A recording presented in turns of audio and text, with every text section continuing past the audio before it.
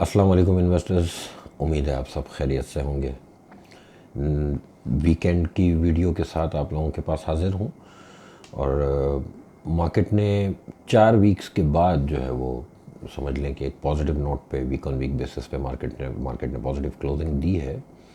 और इसका basic reason एक मार्केट के अंदर जो एक स्लाइड इस महीने बनी हुई थी, in fact not only this month, पिछले महीने से जो मार्केट में एक स्लाइड है फ्रॉम 47,400 टू 43,000। मार्केट के अंदर जब आप मार्केट को एनालिसिस कर रहे होते हैं तो एक सब्जेक्ट है टेक्निकल एनालिसिस, और उसकी बेस पे आप जो है वो कुछ फिगर्स कम से कम आपके सामने आ जाती हैं कि सपोर्ट लेवल्स और रेजिस्टेंस लेवल्स क्या बन सकते हैं। और ये सपोर्ट और रेजिस्टेंस भी जो होता है वो daily, weekly and monthly basis पे होते हैं, short term, medium term to long term. इन तीनों पे नज़र रखनी पड़ती है, और स्पेशली ऐसे दौर में कि जिस दौर के अंदर आप ये देख रहे हैं कि एक इंटरनेशनल लेवल पे भी और लोकल लेवल पे भी फाइनेंशियल्स के मसाइल कुछ आए हुए हैं। हमारे जो जो हमारी इकोनॉमी जो है वो एक दोबारा से एक जो है वो एक मसले से गुज़र रही है। वो बात अलग है कि पाकिस्तान 75 साल से ही बड़े नाजुक दौर से गुज़र रहा है, क्योंकि कुछ जुमले हमारे और आपकी ज़िंदगी में ऐसे हैं जो हम सुन सुन के पक गए हैं कि एक तो ये जो नाजुक दौर से हम गुज़रते हैं ना, ये नाजुक ख़त्म नहीं होके दे रहा। पाकिस्तान ही नाजुक हो गया इस चक्कर में। उसकी वजह हम हैं कि हम अपने मुल्क को अब तक चला ही नहीं सके सही से।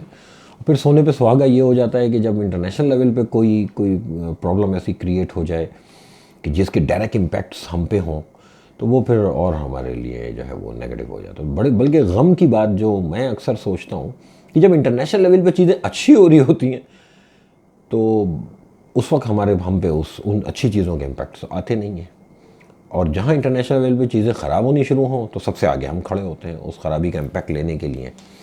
उसकी वजह यह है कि आज तक अपने मुल्क से जो है वो हम लोग जो है वो लॉयल नहीं है। हमसे मुराद हमारे हुक्मरान हैं, क्योंकि हुक्मरान भी कोई बाहर से इम्पोर्ट नहीं होते, ये भी हम में से ही लोग लीडर बनते हैं। और जैसी तरबियत इस कौम की हुई है वो वैसा ही चल रहा है इस वक्त मुल्क। वो कुरान में अल्लाह ने कहा है ना कि जैसे अवाम होगी वैसे हुक्मरान होंगे। तो हुक्मरान अगर आज 2 नंबर हैं तो हमें अपने गिरबान में झांकना चाहिए। उसकी वजह हम हैं, क्योंकि हम बहैसियत एक कौम थोड़े से 2 नंबर टाइप लोग हैं, इसीलिए गुजर रही है अब तक ऐसी। खैर, आज सुबह जब मैं सो के उठा तो एक पेट्रोल बम गिरा हुआ था, और बड़े मज़े की बात ये थी कि ओगरा ने समरी भेजी थी 5 रुपये की बढ़ाने की, और माशाल्लाह हम बहुत सुपर डुपर लोग हैं, हमने 10 रुपये बढ़ाए हैं। अच्छा, ये जो 10 रुपये बढ़ाए उससे फ़ौरन ही सुबह नाश्ते से भी पहले मेरे जहन में एक बात आई, जो मैंने अभी पिछली वीडियोज़ में एक बात की थी कि देखें अभी कुछ भी डिसाइडेड नहीं है। अभी कोई भी चीज़ आप जो है ना पहले से मैं यहाँ पे बोल दूँ तो वो बात कल को गलत ही हो सकती है। वजह क्या है कि वाशिंगटन में आपकी फाइनेंस मिनिस्ट्री बैठी हुई है, आपके स्टेट बैंक के गवर्नर वाशिंगटन में बैठे हुए हैं, और उनके वहाँ बैठे होने के टाइम पे यहाँ पर फ्यूल एडजस्टमेंट अब आपको होती हुई नज़र आ रही है। कोई डाउट नहीं है, कोई शक ही नहीं है कि लोकल मसला नहीं है। इंटरनेशनल क्रूड ऑयल प्राइस बहुत बहुत स्पीड से ऊपर जा रही है और कंटिन्यूस एक जो है अपवर्ड ट्रेंड है। और सबसे बड़ी बात ये है कि इस अपवर्ड ट्रेंड में पिछले मैं 3 महीने से नोट कर रहा हूँ, क्योंकि मैं इंटरनेशनल मार्केट्स को भी फॉलो करता हूँ, कमोडिटीज़ को भी फॉलो करता हूँ, कि वहाँ ये बात बड़ी बड़ी एक अजीब सी नज़र ये आ रही है कि वहाँ पे करेक्शन महीने में एक बार देखने को मिल रही है, कि किसी भी ट्रेंड की करेक्शन जो होती है उस ट्रेंड के ऑपोजिट जाने को कहते हैं। तो बीच में स्लाइड 2 दिन की क्रूड ऑयल में $82 से स्लाइड बनी थी, सॉरी $74 का हाई बना के इसमें एक शार्प डिक्लाइन आया था $64 तक का, और इमीडिएटली 2 दिन में 3 दिन में उस मार्केट ने ऑयल ने उसको जो है रीगेन किया, वहाँ से नए हाइज बना के अब $82 पे WTI और जो है ब्रेंट जो है वो $85 से ऊपर ट्रेड हो रहा है। ख़तरे की घंटी है हर उस मुल्क के लिए जो कि ऑयल इंपोर्ट करता है, और हम उसमें जैसे बातें शामिल हैं। कोल प्राइसेस, गैस प्राइसेस, ये तमाम वो इस वक्त जो मसाइल हैं जो कि इंटरनेशनल लेवल पे पूरी दुनिया को फेस करने पड़ रहे हैं। हमारे साथ मसला यही है कि हम ऑलरेडी करंट अकाउंट की फिगर्स आने के बाद से जो है वो एक धचका खा चुके थे कि हमारे मामलात फिर से वहीं जा रहे हैं जो कि आज से 4 साल पहले जहाँ पर थे। लेकिन अब उसमें जो है सोने पे सुहागा ये हो चुका है कि इंटरनेशनल मार्केट्स का भी एक इम्पैक्ट हमारे ऊपर है। मैं इंटरनेशनल कमोडिटी मार्केट की बात कर रहा हूँ, क्योंकि जो डेवलप कंट्रीज़ हैं अभी तक उनकी स्टॉक मार्केट पे कोई नेगेटिव इम्पैक्ट ऐसा हमने नहीं देखा, जबकि पूरी दुनिया में पेट्रोल प्राइसेस बढ़ रही है, इसमें कोई शक नहीं है। लेकिन हमारे यहाँ ऐसी बात है कि इम्पैक्ट्स उसके हैं, क्योंकि हम एक वीक इकोनॉमी लिए बैठे हैं और अभी हम एक स्ट्रगल में हैं कि किसी तरह से इस इकोनॉमी को खड़ा किया जाए। गम की बात यह है कि 3 साल में भी हम फ़िलहाल तो वहीं खड़े हैं जहाँ 3 साल पहले थे। मैं इस पर ज़्यादा बोलना नहीं चाहता, क्योंकि वो मसला ये आ रहा है लोगों का कि हमारे यहाँ कौम जो है ना, वो जिसको पसंद करती है उसके बारे में कोई बुरी बच्ची सुनने को राज़ी नहीं है। अब मेरा मसला ये है कि मैं किसी को भी नहीं पसंद करता। मैं पाकिस्तान को पसंद करता हूँ, स्टॉक मार्केट को पसंद करता हूँ। मेरा कोई पॉलिटिकल कोई एफिलिएशन नहीं है किसी के साथ। चीज़ें जो नेगेटिव थी वो मैंने पिछली वीडियोस में बड़ा खुल के बातें की हैं, और आधा खुल के बातें की हैं, आधी बातें ऑफ द रिकॉर्ड लोगों से कर लेता हूँ, क्योंकि सोशल मीडिया पे सब कुछ नहीं बोला जाता। लेकिन खैर मैं उस टॉपिक पे नहीं जा रहा। ठीक है, इंटरनेशनल लेवल का जो प्रेशर है ये क्रूड ऑयल का, वही इम्पैक्ट अब हम अपने लोकल्स में देख रहे हैं। और 10 रुपये पेट्रोल प्राइस बढ़ी है, डेफिनेटली कोई डाउट ही नहीं है अब तो। और अब लोगों ने सोशल मीडिया पे कम से कम मुझ जैसे लोगों से सुन सुन के इतना तो सीख लिया होगा कि अभी जैसे 10 रुपये आज बढ़े हैं, तो आने वाले 5 दिन, 4 दिन, 10 दिन, 15 दिन इसमें फिर से इम्पैक्ट देखने शुरू करें। इसके ट्रिकल डाउन जो इफ़ेक्ट्स पड़ेंगे, क्योंकि जब फ्यूल एडजस्टमेंट की मद में बिजली बढ़ेगी और फिर उसके बाद जो आपकी ट्रांसपोर्टेशन कॉस्ट बढ़ेगी, तो तमाम बिजनेसेस पे उसका नेगेटिव इम्पैक्ट आएगा। और इन्फ्लेशन डेफिनेटली आपके यहाँ राइजिंग ट्रेंड पे अभी है। पॉइंट इज़ दैट कि मार्केट ने 47,400 से डिप लिया 43,000 का, जो कि एक पहला जो कि टारगेट था मेरा वो हिट हुआ है। 42,800, 43,000 कुछ ये लेवल्स मैं अक्सर कहता रहा हूँ, और अल्लाह का शुक्र है कि वहीं से बाज़ार एक दफ़ा पलटा। तो अभी बाज़ार मेरे हिसाब से ठीक नहीं है। मार्केट में बाउंस आना चाहिए, क्योंकि 3 वीक्स के बाद ये जो फ्राइडे की कल क्लोजिंग आई है ये पॉजिटिव नोट पे आई है, और पॉसिबल है कि मार्केट में कुछ जो है वो बाउंस हम देखें आने वाले दिनों में।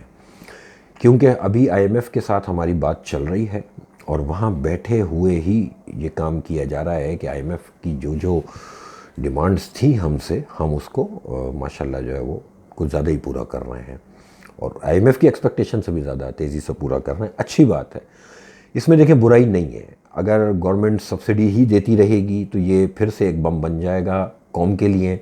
नया आने वाला फिर इन पर 5 साल डालता रहेगा कि पिछले वाले ये कर गए। तो ये अब चीज़ें ख़त्म होनी चाहिए। कम से कम अप्रिशिएट करना चाहिए इस गवर्नमेंट के इस इनिशिएटिव को कि ये वो सख्त फैसले ले रहे हैं कि जिनकी वजह से इनके वोट बैंक पे भी नेगेटिव असर आएगा। लोग इनसे उखड़ेंगे, लोग इनसे नाराज़ रहेंगे कि ये इस तरह से पास ऑन क्यों कर रहे हैं। लेकिन मजबूरी है हमारी इकोनॉमी की, हम नहीं इस तरह से सर्वाइव कर सकते कि इंटरनेशनल लेवल पे ऑयल बढ़ता चला जाए और गवर्नमेंट जो सब्सिडी देती रहे। इसकी एक एग्जांपल मैं आप लोगों को दूं। सन 2007 और 8 जबकि मुशर्रफ साहब का दौर था और मार्केट्स आपकी बहुत ज़बरदस्त परफॉर्म कर रही थी, इकोनॉमी आपकी 7-7.5% GDP दिखा रही थी। आपके स्टेट बैंक के रिज़र्व उस दौर में ऑल टाइम हाई पे थे। लेकिन वहाँ पर भी यही हुआ कि जब सियासत शुरू हुई और मुल्क में पॉलिटिकल एक टर्मोइल आया, तो हमने ये देखा कि इंटरनेशनल क्रूड ऑयल $147 तक गया। लेकिन हमारी गवर्नमेंट ने उसको पास ऑन नहीं किया और वो सब्सिडाइज करती रही, ताकि अपना वोट बैंक और अपनी फेवर जो है लोगों के अंदर कायम रहे। उससे हुआ कुछ भी नहीं कि जब नई गवर्नमेंट आई तो उन्होंने आते ही जो है वो फिर जब रियल फिगर्स जो पब्लिक के सामने पेश की, तो हमारी इन्फ्लेशन 25% पे थी। ठीक है, और फिर उसका इम्पैक्ट ये था कि फिर स्टेट बैंक के गवर्नर ने उस दौर में 100-150 बेसिस पॉइंट्स जो है वो इंटरेस्ट रेट बढ़ा के मार्केट को बिल्कुल हमारी जो है वो धो दिया अच्छी तरह। फिर वो ट्रिकल डाउन इफेक्ट्स, फिर और गलत फैसले हुए। लेकिन इन शॉर्ट ये बताने का मकसद ये था कि सब्सिडी अगर ये नहीं दे रहे हैं, ये पास ऑन कर रहे हैं, वक्ती तौर पे मुझे बुरा लग रहा है। सुबह से बहुत दिमाग घूमा हुआ है इस बात पे कि इन्फ्लेशन कहाँ जाएगी भाई। लेकिन अगर देखा जाए तो इनका कसूर नहीं है। ये इंटरनेशनल एक मसला है जो कि पूरी दुनिया के साथ है। इस वक्त दुनिया में गैस का शॉर्टेज है, इस वक्त दुनिया में कोल प्राइसेस 5 टाइम्स 8 टाइम्स बढ़ चुकी हैं। इस वक्त अगर आप as compare to last year तो क्रूड ऑयल 100% से ज़्यादा गेन कर चुका है। लास्ट ईयर इसी टाइम पे $37 to $40 in between crude oil trade हो रहा था। आज $82 बाज़ार में जो है क्रूड ऑयल ट्रेड अगर हो रहा है, तो उस हिसाब से तो इन्होंने तो कुछ भी प्राइस नहीं बढ़ाई, और बढ़ सकती थी। मेरा सिर्फ एक शिकवा इनसे ये रहा है कि यही काम जो आज कर रहे हैं आप, ये काश आप पहले 3 साल में कर लेते, क्योंकि उस 3 साल में हम लोग मौजूद थे इस बात के लिए कि हम सोशल मीडिया पे बैठ के लोगों को इस बात की तसल्ली देते थे कि देखो ये एक कड़वा घूंट है जो पीना पड़ेगा अगर अपनी इकोनॉमी को ठीक करना है। ऐसा ही आप भी कह रहे थे। अब हुआ ये सिर्फ इतना सा है कि ये इंटरनेशनल एक बहाना और बन गया, तो इसमें अब चीज़ों को इतना आसान नहीं है संभालना। मैं इस बात से कन्विंस्ड हूँ कि अभी भी हमें ये नहीं सोच लेना चाहिए कि इन्फ्लेशन यहाँ तक रहेगी, क्योंकि जब इंटरनेशनल मामला चल रहा है ना, तो आप उसको फिर फोर्सी नहीं कर सकते। आपको सब्र करके बैठ के तमाशा देखना होगा। ये क्रूड ऑयल कहाँ रुकेगा, ये अभी मैं और आप नहीं डिसाइड कर सकते। ये अभी $82 आया है। स्टॉक मार्केट की जो है वो थ्योरी के अंदर एक बात है कि प्राइस रिपीट इट्ससेल्फ। अच्छा, वो टाइम पीरियड भी मैं बताऊं आपको, नॉर्मल अगर आप देखा जाए तो ज़्यादातर 12 साल 15 से 10 से 15 साल के इन बिटवीन का टाइम पीरियड ऐसा होता है कि कोई भी चीज़ ना दोबारा घूम के अपने उस सर्कल में चली जाती है जो वो 15 साल पहले या 10 साल पहले उसमें वो प्राइस अगर आई हो, चाहे वो ऊपर की प्राइस हो चाहे वो नीचे की प्राइस हो, लेकिन वो एक साइकिल दोबारा बनता है। मुझे एक फियर है कि कहीं ऐसा ना हो कि क्रूड ऑयल जो है वो अब जो है वो कोल की तरह चलना शुरू हो जाए, क्योंकि कोल प्राइस ने बहुत बड़ा सरप्राइज़ किया पूरी दुनिया को, और उसका इम्पैक्ट डेफिनेटली हमारी इंडस्ट्रीज़ के ऊपर भी है कि जहाँ जहाँ कोल पे पावर जनरेशन हो रही है तो उनके तो बजट आउट हो चुके हैं।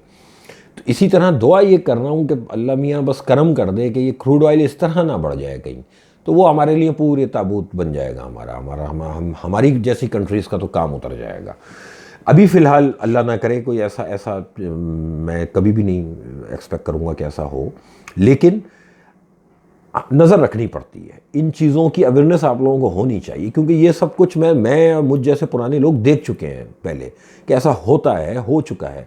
सोच लें कि 147 अगर इंटरनेशनल ऑयल प्राइस बिलफर्ज हो जाए तो फिर अब ये आपके हिसाब से लगा लीजिए आपका पेट्रोल कहाँ हो सकता है। तो मैं डरा नहीं रहा, लेकिन मैं एक बात कर रहा हूँ कि ये चीज़ें पॉसिबल हैं। इसमें पाकिस्तान गवर्नमेंट का कोई कसूर नहीं है, मेरा और आपका कोई कसूर नहीं है। ये इंटरनेशनल लेवल पे मामला चल रहे हैं, तो दुआ यही की जा सकती है, क्योंकि हैं तो कमोडिटीज़ ही ना, और जो भी चीज़ें ये मादनियात हैं ये दुआ कर सकते हैं कि अल्लाह पाक ही कोई करम कर दे, कोई मुआवजा हो जाए और ये चीज़ें कूल डाउन होनी शुरू हो। अदरवाइज़ मार्केट अभी ठीक तो नहीं हो रही। मार्केट अब हो सकता है कि एक रेंज में चली जाए। वो रेंज मैं रिपीट कर रहा हूँ 46,300 अपसाइड लिख लें कॉपी पे, नीचे 42,800, 42,800 से 46,300, ये एक कॉपी पे अपने रेंज रखें।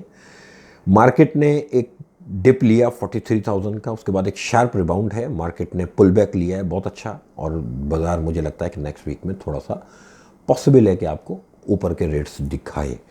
तो अभी ये कोई कहना अक्लमंदी नहीं है कि मैं आपसे ये कह दूं कि हाँ जी बाज़ार में तेज़ी लगती है। तेज़ी या मंदी ट्रेंड को कहते हैं। तेज़ी का ट्रेंड टूट चुका। सिर्फ फ़र्क इतना है कि जब तेज़ी का ट्रेंड में हम आए थे तो मैंने अपनी एनालिसिस के हिसाब से कुछ अपसाइड के टारगेट सेट किए थे, और हमारी इंडस्ट्री के और ब्रोकरेज ने भी अपने अपने टारगेट सेट किए थे। फ़र्क सिर्फ इतना सा है कि मैं उन टारगेट से 47 ब्रेक होने के बाद से मैंने सरेंडर कर दिया, और उसके बाद 43 तो मैं देख चुका हूँ। मेरे हिसाब से हमारी इंडस्ट्री में भी जिन जिन लोगों ने अपने ग्रोथ की जो है वो रिपोर्ट्स निकाली थी, उनको चाहिए कि अपनी रिपोर्ट्स दोबारा निकालें। ठीक है, अक्लमंदी का तकाजा ये है, और थोड़ा सा रीइवैल्यूएट कर लें कि अब हम किधर खड़े हैं इस वक्त और इंडेक्स को क्या होना चाहिए, क्योंकि लोग मिसगाइड हो जाते हैं। हमारे यहाँ एक माइंडसेट है कि अगर मैं आपकी मर्ज़ी की बात नहीं कर रहा ना, तो अब मैं आपको बुरा लगने लगूंगा। हमारे यहाँ होता ये है कि एक इन्वेस्टर मुझे फ़ोन करता है, अगर मैंने उसकी सोच और उसकी मर्ज़ी से अगेंस्ट कोई बात की है ना, तो वो मेरा फ़ोन रखेगा, दूसरे को फ़ोन मिलाएगा। उसने भी अगर उसकी मर्ज़ी के अगेंस्ट बात की तो वो उसका फ़ोन रख के तीसरे को फ़ोन मिलाएगा। अब जब तीसरा उसकी मर्ज़ी की बात करेगा, वो उसको सबसे अच्छा लगेगा कि यार आप बहुत अक्लमंद हैं, क्योंकि आप बहुत अच्छी बात कर रहे हैं। बेसिकली मसला ये है कि आप जो बहुत अच्छी बात कर रहे हैं वो मेरी मर्ज़ी की कर रहे हैं, इसलिए पसंद आ रहे हैं। क्योंकि व्हाट्सएप ग्रुप्स में भी अक्सर लोग जो है मुझसे इस बात पे नाराज़ हैं। एक साहब ने कल मुझसे कहा कि यार पहले आप बहुत अच्छी इन्फॉर्मेशन शेयर किया करते थे, अब आप अच्छी बातें नहीं कर रहे आजकल, इसलिए मैं ग्रुप से जा रहा हूँ। तो बातें मैं घर से तो नहीं बनाता, अब मेरी बातें ये अच्छी ही हैं, मान लो इस बात को। अगर मैं भी 47,000 इंडेक्स पे चुप करके बैठ जाता ना, और सारे पैसे मार्केट में झोंक के बैठ चुके होते आप लोग, सारे पैसे, तो अभी लग पता जाता आपको। और मैं भी अगर आप लोगों के फ़ोन ना उठा रहा होता और इस तरह सोशल मीडिया पे ना आ रहा होता ना, तो फिर मुझ में और औरों में कोई फ़र्क नहीं होता। सिर्फ मसला सिर्फ ये है कि मैं लाउड हूँ, क्योंकि मैं ट्रेडर हूँ। मैं बोलूँगा मार्केट में, और बोलता वो है जो कॉन्फिडेंट होता है। मैं भी बहुत ये फनकारी मुझे आती है, और मुझसे अच्छी नहीं आती होगी किसी को, कि मैं अगर अभी चाहूँ ना तो मैं 20 मिनट की वीडियो बनाता हूँ। मैं चैलेंज कर रहा हूँ कि कोई भी आप में से कंक्लूड नहीं कर पाएगा कि करें क्या, हम बाय करें, हम सेल करें। ये इरफान साहब क्या गाजरों में गुठलियाँ मिला के चले गए। अभी तक सोशल मीडिया पे भी और ब्रोकरेज इंडस्ट्री लेवल पे भी आप जिससे भी बात कर लें, वो कुछ ऐसी बात कर देगा आपसे कि आप समझ ही नहीं पाएंगे। मैं भी यहाँ बैठ के पी मल्टीपल्स गिनवा सकता हूँ, मैं भी आपको मार्केट कैपिटलाइजेशन बता सकता हूँ बहुत लो हो गई, तो क्या ले लें यहाँ पे, लेके देखें अभी आप। मुझे लगता है ये मार्केट के पी मल्टीपल्स और ख़राब होंगे अभी। ये एक वक्ती तौर पे एक बाउंस आएगा, उस बाउंस में ऊपर बेचने की अपॉर्चुनिटी बनेगी, बहुत क्लियर बता रहा हूँ। जब तक 46,300 के नीचे है ना, हम मौत के मुंह में पड़े हुए हैं। ये वर्ड्स लिख लीजिए मेरे। दुआ करें कि अल्लाह पाक ये इंटरनेशनल लेवल पे ये जो ऑयल प्राइस, कोल प्राइस, इनमें थोड़ा सा ईज आना शुरू हो तो हमें कुछ एज मिलेगा। एक अच्छी बात जो मैंने लास्ट वीडियो में कोट की थी कि हम पाकिस्तान की इकोनॉमी ऐसी सिचुएशन में इस वक्त खड़ी है कि हमारे लिए इस वक्त इन्फ्लेशन, इंटरेस्ट रेट, ये सब चीज़ें सेकेंडरी हैं। प्राइमरी था कि आईएमएफ से हमारी डील हो, आईएमएफ पैकेज हमें कुछ भी करके मिले, चाहे उसकी कोई कीमत अदा करनी पड़े। उसकी वजह यह है कि अगर आईएमएफ के पास अगर अब नहीं गए ना, इस वक्त हम लोग नहीं गए, तो ये डॉलर 171 रुपये में तो बहुत सस्ता मिल रहा है। फिर सिर्फ एक आईएमएफ के पास जाने का ही एक उम्मीद रह गई कि कुछ फाइनेंशियल डिसिप्लिन की तरफ हम जाएंगे, और फिर जाके कुछ हो सकता है कि आपका डॉलर रुपी पैरिटी भी थोड़ी सी जो है वो कंट्रोल में आए, और फिर चीज़ें आपकी ठीक हों। लेकिन वो ठीक ओवरनाइट नहीं होंगी, क्योंकि जब कभी भी, आपको याद होगा एक वीडियो में मैंने एक बात की थी कि आईएमएफ के पास जा रहे हैं और ग्रोथ की बात कर रहे हैं, ये दो पैरेलल चीज़ें हैं। याद आएगा ये जुमला आपको। ये बात मैंने आज से 1 महीने पहले कर दी थी। अब जाके आप मुख्तलिफ ट्वीट्स मुख्तलिफ मार्केट के सीनियर्स के देख रहे हैं ना, कि अब जो है वो मॉनेटरी टाइटनिंग की तरफ हम जाएंगे। अब मैं आपको एक बात बता दूं, ये बातें लोग करते नहीं हैं, जबकि माशाल्लाह जानते हैं, लेकिन पता नहीं क्यों नहीं बोलते हैं हमारे सीनियर्स। जब कभी भी दुनिया में इंटरेस्ट रेट बढ़ेगा ना, जिस मुल्क का भी, उसकी स्टॉक मार्केट नहीं बढ़ सकती, ठीक है। लेकिन मेरी मार्केट में सिर्फ एक एज मुझे ये है कि हमारा जो है ना, जैसे कहते हैं कि खून निचोड़ा जा चुका है। हमारी मार्केट कैपिटलाइजेशन इस वक्त 46,000, 44,000, 45,000 इंडेक्स वाली नहीं है। अगर आप इंडेक्स को थोड़ा सा साइड में रख के डिफरेंट सेक्टर्स, इस वक्त आप आज की इकोनॉमी की कंडीशंस के हिसाब से अगर आप थोड़ा सा जो है वर्किंग करें और रिसर्च करना शुरू करें, तो 2, 3, 4 सेक्टर आपको ऐसे मिलेंगे कि जिनमें इन्वेस्टमेंट करनी चाहिए आने वाले दिनों में। और 2, 3, 4 सेक्टर ऐसे जो कि पहले टारगेट पे रहे थे, जिन पे पहले हमारा फोकस था, अब उनकी ग्रोथ और उनकी अर्निंग्स हमें एक्सपेक्ट करनी चाहिए कि अब वो डिक्लाइनिंग ट्रेंड पे आएंगी। तो जब उनकी अर्निंग्स में डिक्लाइन एक्सपेक्ट किया जाएगा, तो उनके जो अपवर्ड टारगेट्स थे वो ज़रूर एक दफ़ा जो है उनको दोबारा से चेक करना पड़ेगा। मैंने सरेंडर किया है उन सेक्टर्स से, मैं बाहर हूँ। मुझे लगता है कि उनमें भी, क्योंकि उनकी प्राइसेस बहुत नीचे आ चुकी हैं उन सेक्टर्स की भी, कि अगर उनमें एक बाउंस मिलेगा, डेफिनेटली इंशाल्लाह मिलेगा। तो वो जो बाउंस मिलता है, तो जिस किसी के पास भी वो शेयर्स रखे हों उन सेक्टर्स के, तो उनको एग्जिट करना चाहिए उससे, और शिफ्ट करें अपने आप को मुख्तलिफ 2-3 सेक्टर्स की तरफ। कि अगर इंटरेस्ट रेट बढ़ती हुई इकोनॉमी है, अगर इन्फ्लेशन बढ़ने वाला टाइम हमारे पास है, तो ऐसे वक्तों में कौन सी चीज़ें ऐसी हो सकती हैं, कौन से सेक्टर्स ऐसे हो सकते हैं जो गवर्नमेंट के फोकस में रहेंगे, जिन सेक्टर्स को गवर्नमेंट फैसिलिटेट करेगी, वो ज़ाहिर सी बात है कि वो उन सेक्टर्स को सबसे पहले टारगेट करना शुरू करेंगे हम जो कि एक्सपोर्ट ओरिएंटेड है। अब जो भी सेक्टर्स आपकी एक्सपोर्ट में पार्टिसिपेट करते हैं, आप उन सेक्टर्स को निकाल लीजिए, उनके अच्छे शेयर्स को निकाल लीजिए, उनके पी मल्टीपल्स चेक कर लीजिए, उनकी अर्निंग पर शेयर चेक कर लीजिए, उनके डिविडेंड पे आउट चेक कर लीजिए, उस हिसाब से इन्वेस्टमेंट कीजिए। मैं बेसिकली यहाँ बैठ के कोई आइटम बताऊँ, हमारे यहाँ मसला ये है कि हम दरवाजे पे आए हुए एक ज़रूरतमंद को 10 रुपये देना पसंद करते हैं। मेरे मिजाज में यह है कि उस ज़रूरतमंद को काम सिखा दो ताकि वो 10 रुपये किसी से मांगे नहीं, वो 10,000 रुपये अपनी मेहनत से कमा ले। मैं आप लोगों को यहाँ बैठ के कोई आइटम की टिप दूँ, इससे बेहतर ये कि मैं ये टिप दे रहा होता हूँ कि किस क्राइटेरिया पे स्टॉक मार्केट में काम किया जाएगा।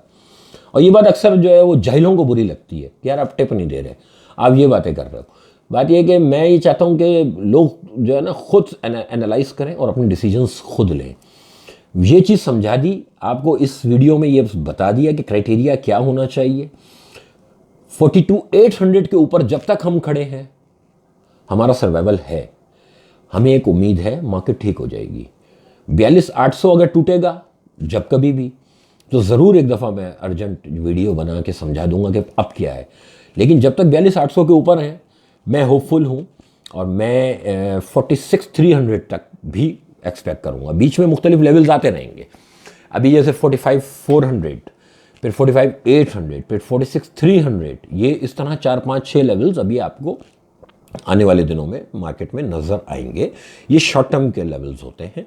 सपोर्ट नीचे एक ही है मेरी, 43,460 से लेके 42,800 बिटवीन। ये जो 500, 600, 700 पॉइंट का जो बैंड है, इस बैंड के अंदर चीज़ों के एक्यूमुलेट करें शॉर्ट टर्म के लिए और उसको शॉर्ट टर्म में ही बेचें।